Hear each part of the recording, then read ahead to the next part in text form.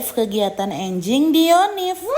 Seperti biasa nya teman-teman, ari enjing-enjing mah ibak langsungnya sholat duha tong hilap. Sebab lamun teu langsung sholat duha mah pasti nage aya wae gogodana kitu. Pan ari sholat tos beres mah langsung we bebenah, jadi enakeun ari tos duha mah. Sebab ari iroh mah pan pangamentana loba pisan ka Gusti Allah teh, jadi kudu saimbang jeung sholatna oge. Ulah sampai ari pangamentana seueur tapi ibadahna sange ka Gusti Allah teh, makana diengke-engke doana gitu.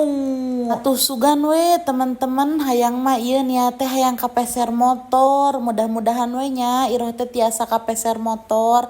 Doakeun ku sadayana. Ari doa nu baik-baik mah bakal nepina oge nu baik ka urangna, anu ngadoakeunana ongkoh, nu didoakeunana ongkoh bakal nepi. Sebab penting pisan teman-teman nyuhunkeun doa ti mana wae oge, soalnya urang mah moal terang doa saha anu bakal diijabah ku Gusti Allah teh. Makana iroh nyuhunkeun doa ti sadayana nya, mudah-mudahan tiasa kapeser motor ku hasil nyarira. Pan urang mah teu aya nu terangnya, Gusti Allah mah masihan rezeki teh lewat mana wae nu teu diduga-duga. Pan teu karaosnya teman-teman, rengse we beberesna, entosnya sakieu heula tong bosen-bosen. Dadah.